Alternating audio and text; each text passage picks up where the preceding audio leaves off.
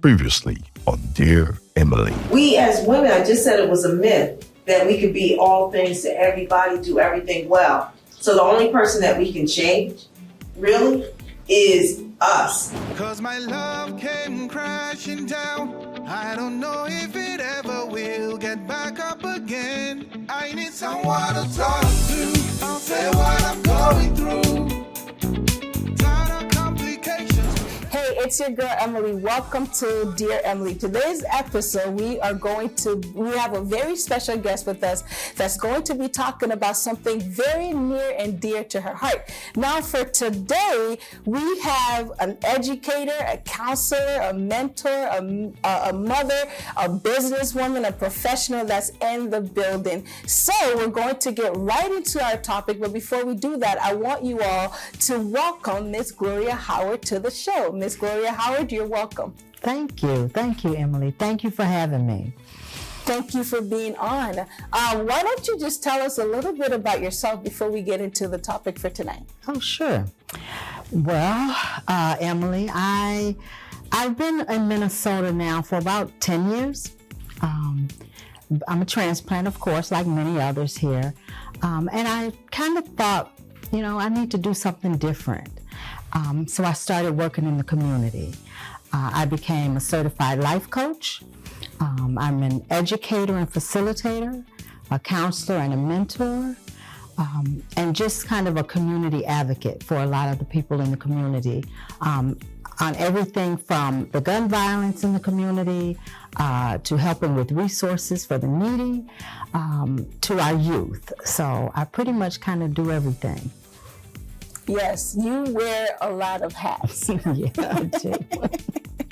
Okay, so today's topic is never stop dreaming. Yes. Never stop dreaming. Why don't you talk to us a little bit about the motivation behind that topic, never stop dreaming? Right. Well, Never Stop Dreaming has been many, many years in the making. When I was maybe about 25 years ago, I always thought, okay, I want to write a book. And I kept saying, what am I going to title it? And I was going to base it on a lot of my experiences that I've had. And I kind of thought about it, and each time I thought this is the time, it never was. I would do something else in my life, whether it was a relationship or my children or education, but something would always stop me. And I had a real serious incident in 2021, and you're familiar with that. While working in the community, I was shot, working on 21 Days of Peace. And when that happened, I decided, okay, now is the time. And it has taken from that year until now to actually get the ball rolling. And this book it does have elements of my life in it, but it also has a message that it is never too late. You never stop dreaming. Whatever that dream is, whatever it looks like for you, you can still attain it at any age, any time of your life. It doesn't matter. And that's where I am right now. I'm close to retirement, but it doesn't feel like retirement. It feels like I'm just beginning. So I'm starting a whole new stage with this book. I'm taking all of the dreams that I've had and I've put them in this book, and me, myself, plan to live them out. So that's what it's about. Thank you. Now, I cannot wait to grab a copy of that book, because I know it's going to be filled with lots of insight, some things about your life that I know, some things about your life that I know. So I'm really excited and looking forward to that. Now, you share something that happened in 2021, which I believe was almost like a wake-up call and a turning point for you that made you to get to that place of, I got to do something, like my story needs to be heard, right? So with what happened in 2021, have you been able to somehow move past that? Yes, it's been a struggle in the beginning, and through certain friends, family, I can talk about that, and talking about it has helped me heal. And it wasn't just a physical healing. It was an emotional healing, a mental healing. There was a lot that went behind that. When it happened, we were 3 days away from Juneteenth. So here we are again, about 30 days from Juneteenth again. And I kind of, I don't know, I thought I can just keep going. I'm just going to keep going because I am a person that I set my mind to something and I just keep rolling with it and never stopping to think about myself and what I really need to help myself be able to move forward so I can continue to help others. And with that, I kind of stopped for a little while and it was just time for me to just say, wait a minute, I need to take a step back. I went through a little mild depression after that because I didn't know what to do from there. That, I could have lost my life, and thank God I didn't, but I could have. And I thought about all the what could have happened to me. I thought about my family. I'm raising a grandson, so I have him with me, and I thought about what would happen to him. So I just decided it's time to take a couple of steps backward and stop, think, and then go forward in order to help myself heal to move on. Wow. I mean, I'm sure there are going to be people watching who can somewhat relate to what you just shared. Because it's almost like sometimes something drastic like has to happen to get you to that point of, I need to live. Right. Like, I need to pursue. I need to go after. And it almost seems like what happened in 2021 was a turning point for you. Absolutely. Where it's like, I got to get stuff done. Like, the world needs to hear my story. And that's why you decided to write this book. Absolutely. Absolutely. I think what the biggest thing for me was that I stopped and I spent some time alone. And that alone time allowed me to meditate on what I'm doing, who I am, who I want to be. You do so many things and you're running so fast and so quickly. Sometimes you don't realize, who are you? Who are you really, and what do you really stand for in your life and in the life of others? And that was a big thing for me. And I thought about my marriage early on. I got married at 18 years old. I went to Germany at 19 years old with a 7-week-old baby. And that's not an easy thing. 10 years into that, the marriage was over. And it was a devastating divorce, that took almost 2 years. And then I was single for probably 15, 16 years. Then I dated again. And I always put a relationship or a person in front of what I wanted and what I wanted to do. And like I said, I've been thinking about a book for over 25 years. But because I was in relationships, or I was always doing for someone else, I never pursued my dream. So this book right now means a lot. It's gonna take you on a journey. So I think it'll be interesting, an interesting read, and hopefully there'll be lessons to learn. Thank you so much for sharing that powerful insight into your book, Never Stop Dreaming. Now, I know you all are excited to listen to more, but before we continue this conversation, we're going to take a little break and we'll be right back.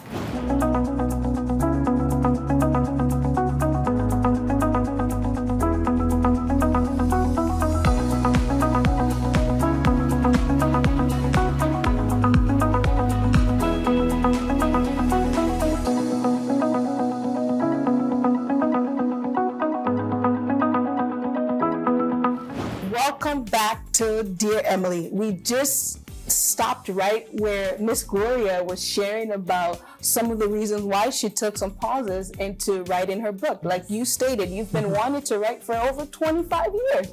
And finally, you get to write that book. Now, I want you to talk to us a little bit about what's been the feeling Like while you've been writing, what are some of the emotions that you've been experiencing? Because I know there's some chapters in there that you're like, do I want to share? Yes. So why don't you tell us a little bit about that?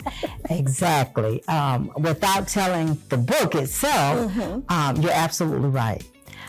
There is a couple of chapters that kind of touched me a little bit. And then it also made me think, though, wow, I've come a long way. Because I didn't get emotional like I thought I would when I had to think about certain chapters.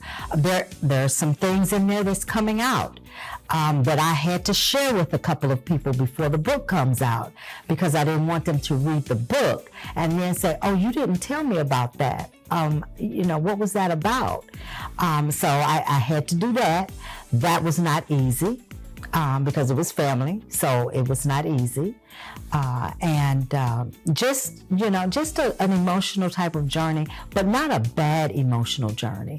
It was a journey to let me know that I'm doing this at the right time for the right reasons. Okay.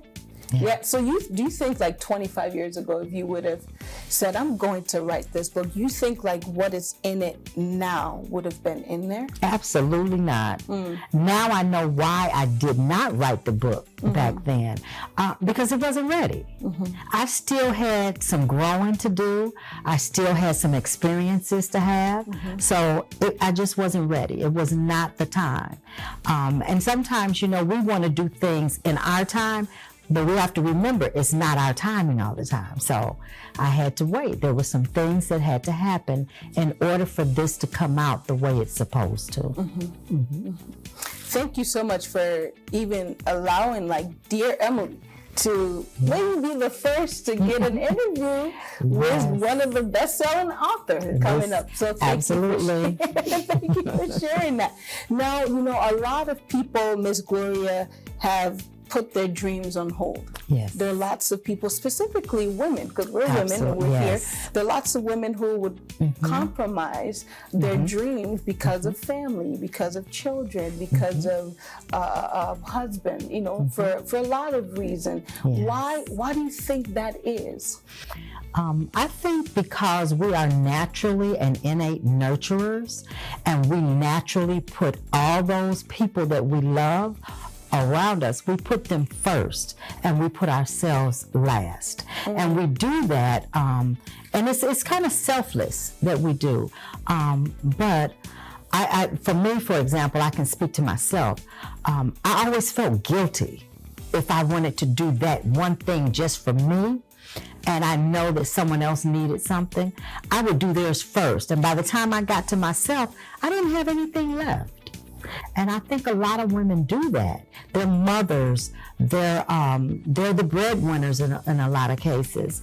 They may be employed somewhere. They may be entrepreneurs. Whatever the case may be, and they just put everyone else first, and we put ourselves last. And being a Black woman and a woman of color, it's even more so, because we have been over time and through our history and our past, we have had to be the strong ones, the glue to hold the families together.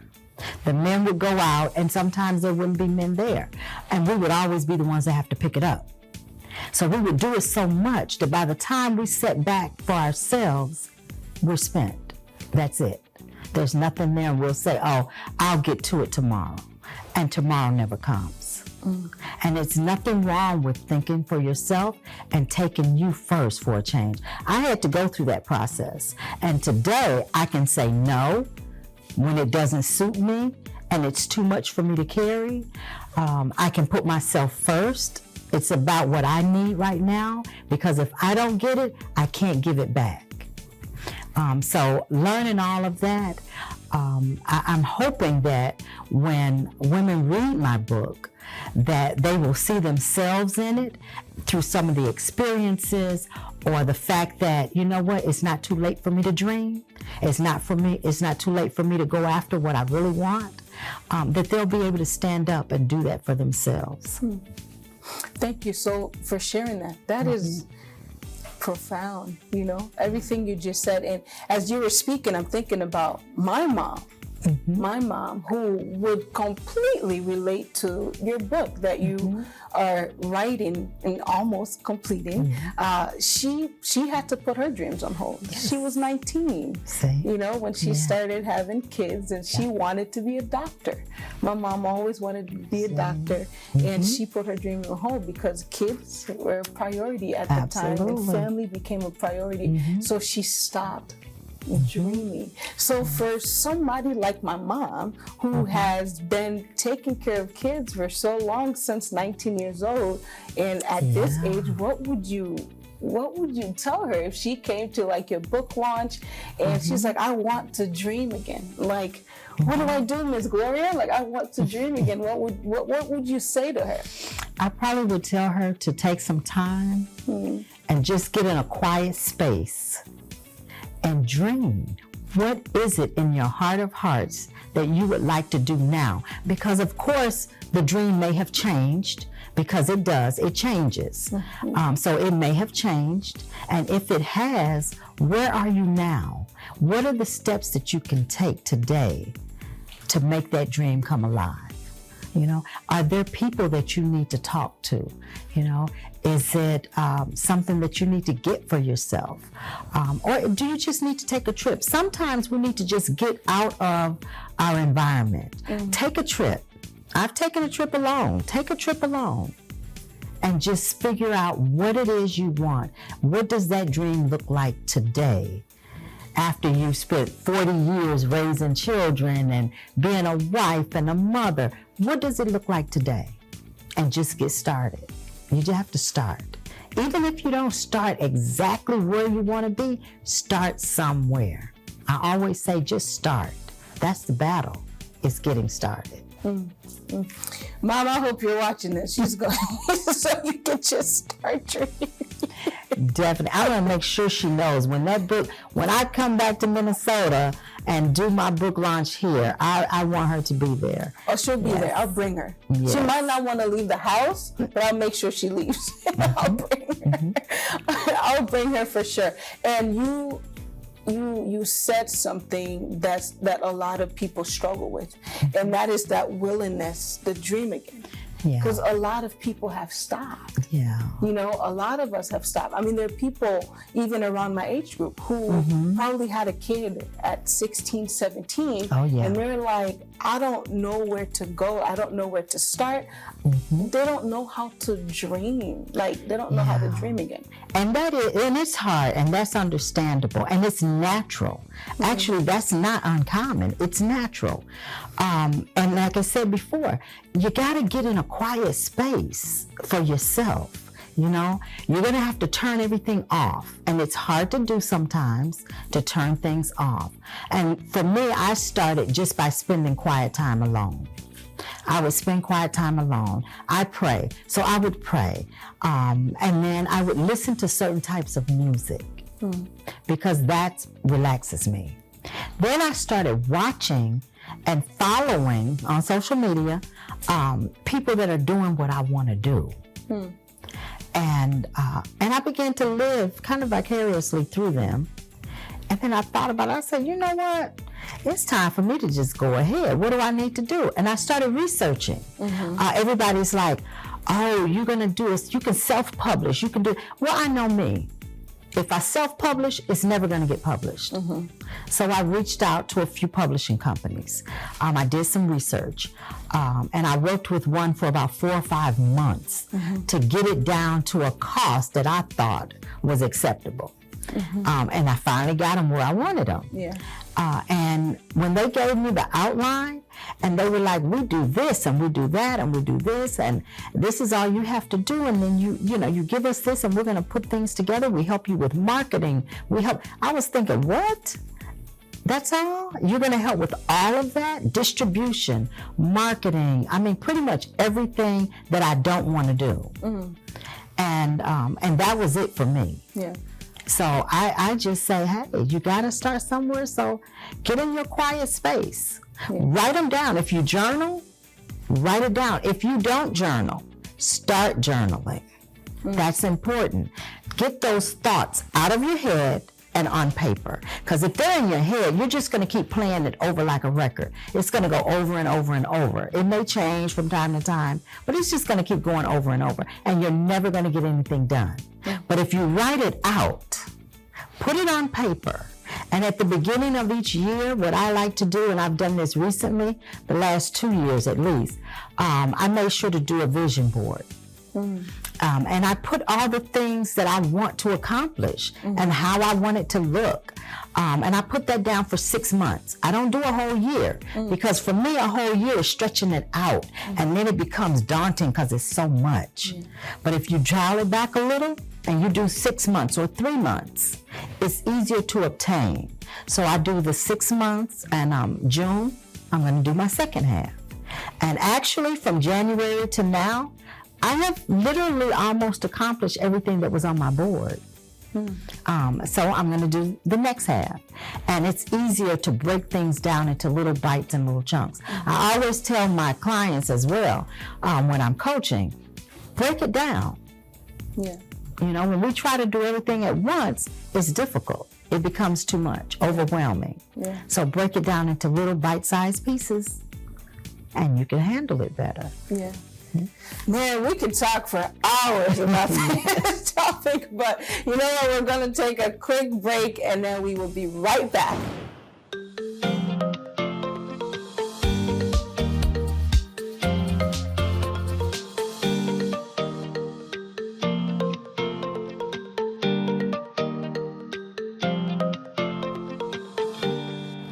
Welcome back.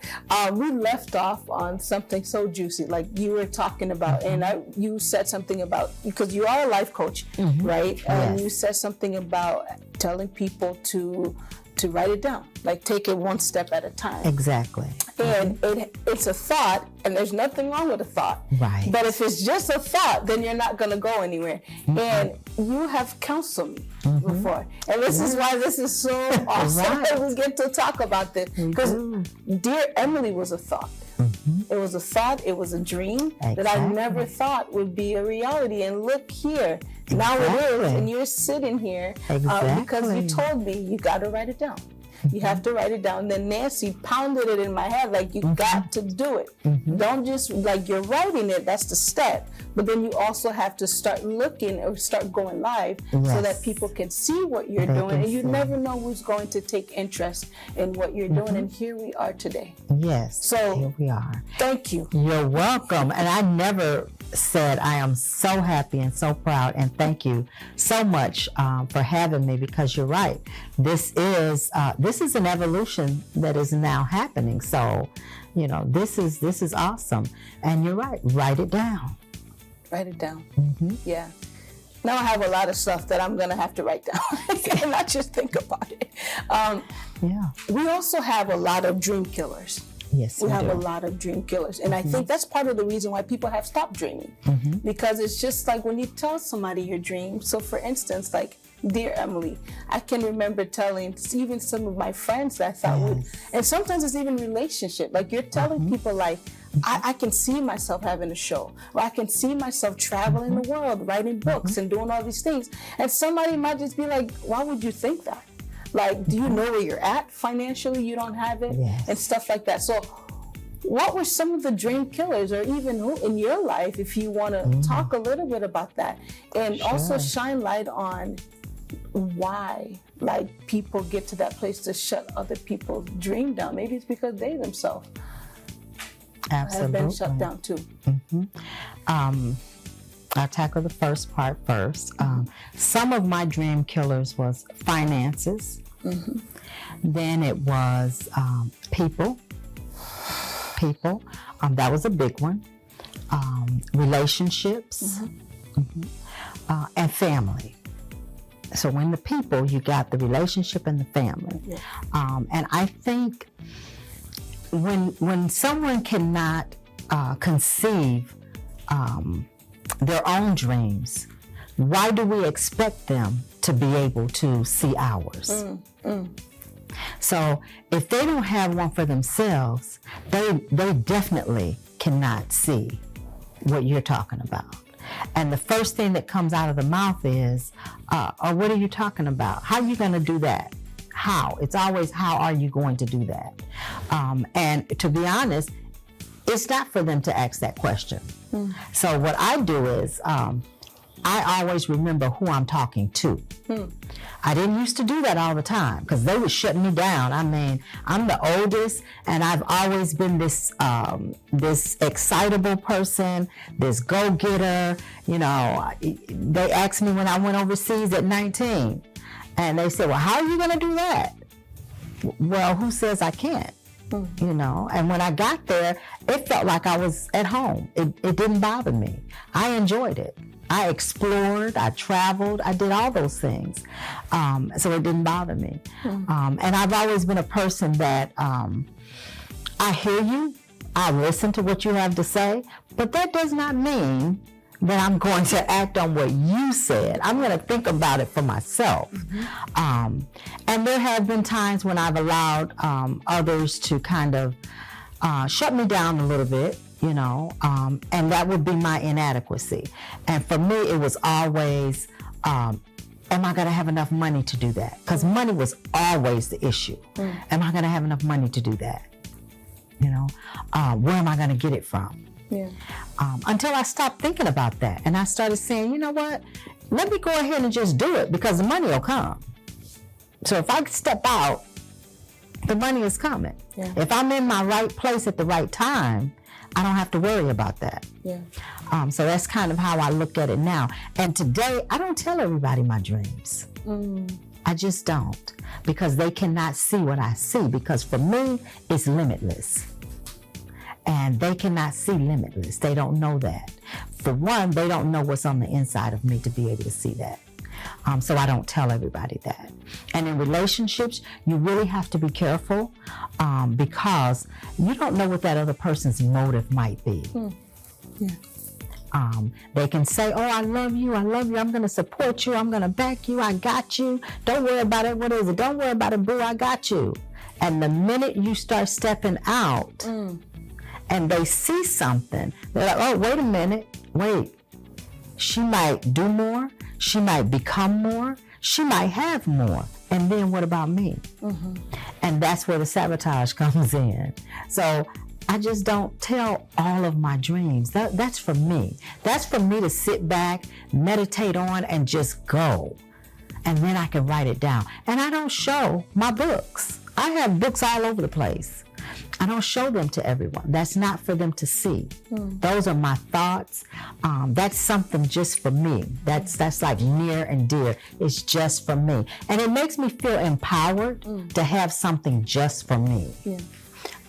So I kind of look at it that way. And for others, just tell them, you know what, if it's yours, it's yours. Yeah. You put your plan together, you use your strategies, and you don't have to share that with everyone. Yeah. You can share it with those that's going to help you along the way, get to where you're going to be. And then you just move from there. Yeah. Yeah. It's so interesting how we live in a world where we seek validation. We want validation from everyone, but ourselves. Like, you want validation from social media, because every time you post, you want the world to tell you look good. Yeah. Oh my gosh, this is so interesting. Oh my gosh, I want to do this. But it's really hard sometimes for us to get validation, or for us to validate ourselves.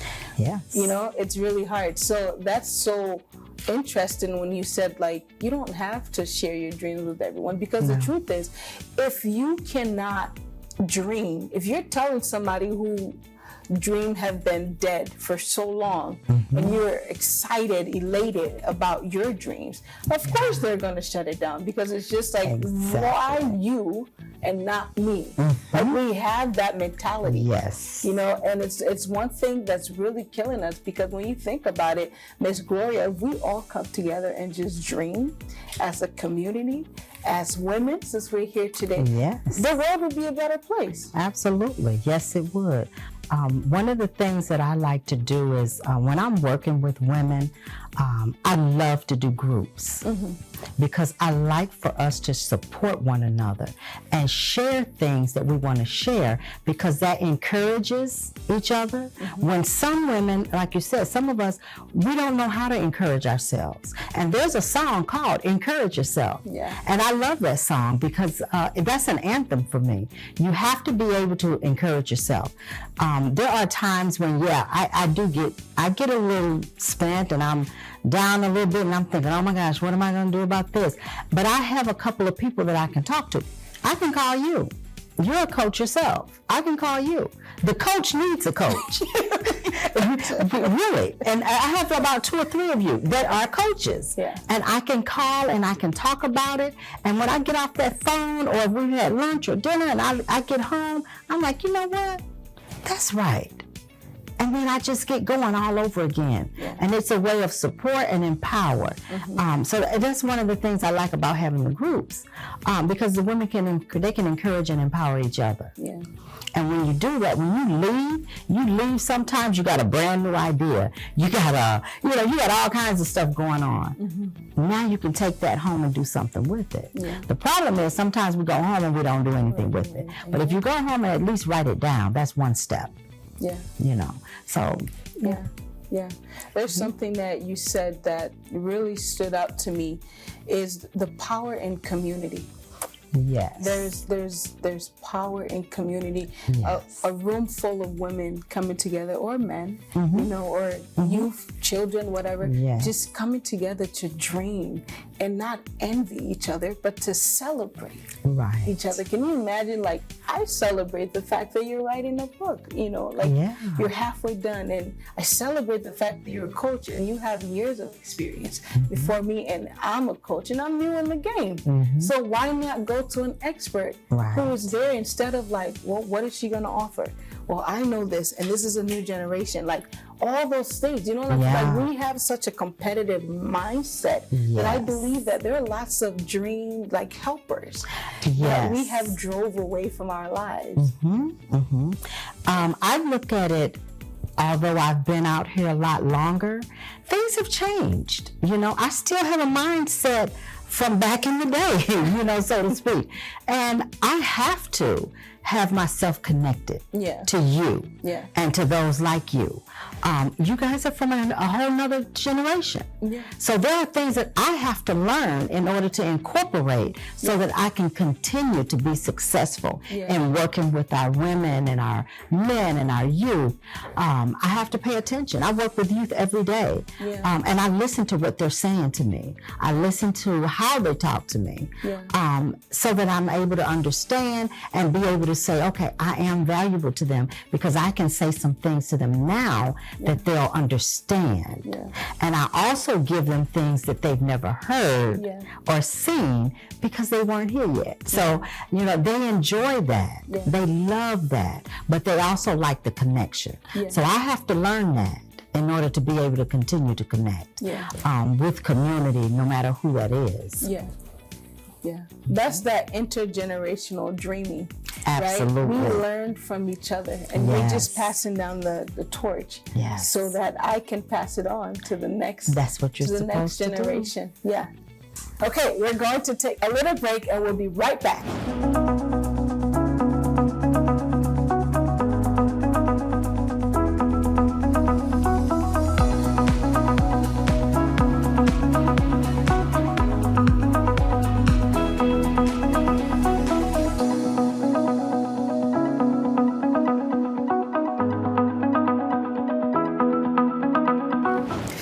Welcome back. We were just in the middle of an amazing conversation that I'm over here just taking notes. And I'm like, I need to there's so many dreams that I have and I've just put on hold. And just having this conversation today has reminded me that your dreams should not just be a thought. Write it down, and when you write it down, start to pursue it. Start to network your way into it and stuff like that. So I'm really grateful for this conversation, because it's really helping me. It's helping me. a lot. So thank you. Yes, you're welcome. You're welcome. Prioritize those dreams, though. Don't just write them all down. Yes. Prioritize those dreams. And when you prioritize them, you take them, like I said, little by little. You might take the first two. Work on those. And if it takes you 6 months, it just takes you 6 months. Yeah. I think sometimes we put too much pressure on ourselves to make sure I got to have it right now and I got to do this. But take your time and get it done. Yeah. So, Miss Gloria, for people who are going to be watching this episode who are just stuck, they have no motivation, they have no community, because we just talked about community, they have no support. Maybe they're in relationships where their partners are just Debbie Downers, right? They have shut down their dreams, so they have literally stopped. Their world has stopped. What are some steps? Like, what advice do you have for those people who are just, they can't move, they're just static? Yeah, they can't move. So what would you? For those who can get a coach, I recommend one. For those who cannot, because coaches, can get a little pricey sometimes. They're not cheap. If they can't get a coach, maybe a mentor, or maybe a real strong support person. And I know that even if they don't have that, you can't tell me they're not on social media. Get on there, look up groups, become a part of a community that you want to do. There's YouTube out there, and there's a lot of YouTubers that are doing all kinds of things. So find one that's doing what they want to do, or that can be an encouragement to what they want to do, and watch that. Get encouragement from it. It's okay. And I would say start there, as well as writing everything down, and start thinking about it and meditating on it until it becomes a part of who you are. Because our dreams are a part of who we are.